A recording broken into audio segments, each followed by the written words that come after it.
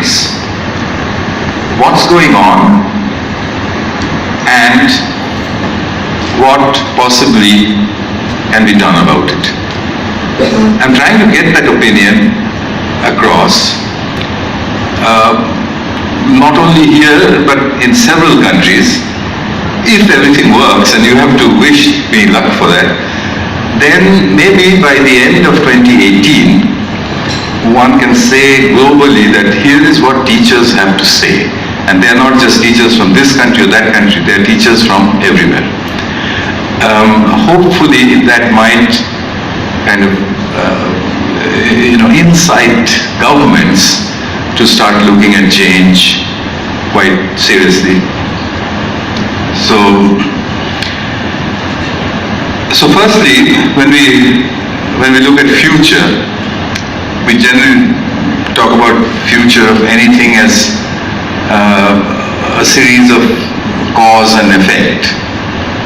You do certain things and something will happen, so you say something will happen, and if we do this, then something else will happen, etc. Except that nature doesn't seem to work that way. So every so often we say, we thought this would happen, but it didn't happen, something else happened. Much of what I'm going to say will talk about that in the context of education. Not that we did anything wrong or that governments did anything wrong. Learning just went in a certain direction, and a somewhat unexpected direction. So, I'll tell you something rather strange that happened this morning, is that before getting onto the plane, I was coming from Calcutta. This is a 2.5, 3 hour flight.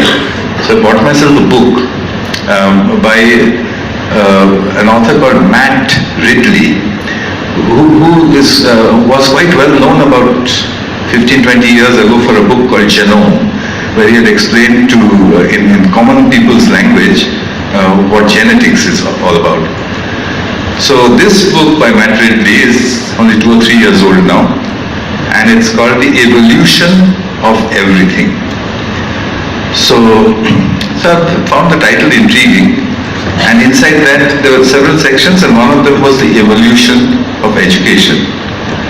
And there were a whole lot of, what he's trying to say is that everything is not only species that evolve, but everything evolves, meaning the survival of the fittest. His great example was of boats. He was saying, would you think that boats evolve? He said, no, but they're engineered things. He says, it's not that. He says, if you build a boat, or if you build boats of different designs, and a couple of them are really bad, and they sink, then people will build the next boats copying the ones that didn't sink. Then of that lot, whichever ones don't last very long, they won't get copied. The ones that do last longer will get copied. Over a period of time, the boat evolves. It isn't engineered. And that perhaps explains why often things go in a direction that you didn't expect, because it's following not engineering, but natural selection. So the other thing I should tell you is that under the chapter called Evolution of Education, I was rather pleasantly surprised to see that there were 5 pages on me. So I was quite taken aback. I mean, I've met him once a long time ago. Anyway, so let's get on to future of learning. So I'm not going to tell you much about that picture. All I want you to do is keep that in your mind. That, it looks like a drop of water, doesn't it? That's about it. Well, we'll come back to it in a moment. But let me go back now almost 20 years ago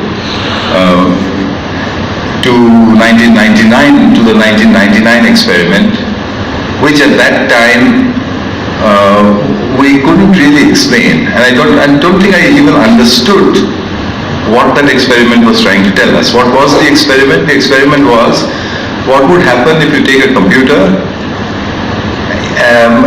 give it to a community of children who don't know what a computer is, who don't know English, and who haven't heard of the internet.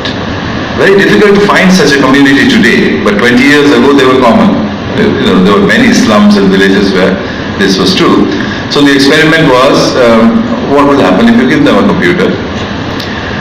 And the results were rather surprising. The results were that in each of the places where we tried, and we tried in I think about 22 different villages across the length and breadth of India, we got the same result, which was that within a few weeks, the children would be surfing, downloading games, and doing all sorts of things on the computer, almost as though somebody had taught them. So the question in those days was, who was teaching them? And obviously I didn't have any answer, so all I could say was that as far as I know, nobody is teaching them. But I don't know what's happening. Because most of the time the people said, this is happening too quickly to be happening by trial and error alone. There must be something else. But in 22 different villages all across the length and breadth of the country, where are these invisible teachers coming from? So I couldn't figure it out at that time. The experiment was called The Hole in the Wall, and there's one little film clip back from a 20-year-old camera which everybody still likes to see. So this is, I think, January of 1999. I don't think the video is running actually. No, it isn't. Anyway, so I'll skip that. And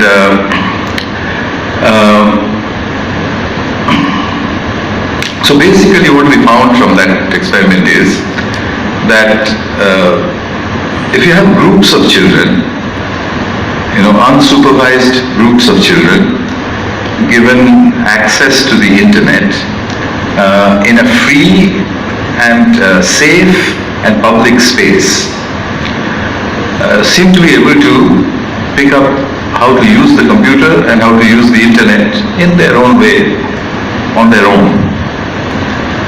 So, and it's quite strange, that kind of picking up, meaning after a month or two, if you go there and if you say, how did you learn how to use the mouse? The children will answer, what is a mouse? They don't know that that thing is called a mouse, although they know how to use it. So different kind of learning, but they could do a lot of very complicated things. All this is actually documented, published, it's all over the internet. So this was the first result, and without a clue about how it might be working. Then in 2006, I got the results of the Hole in the Wall experiment and took them to England. I had just joined Newcastle University, who took me on for education and technology because of the results of the old experiment.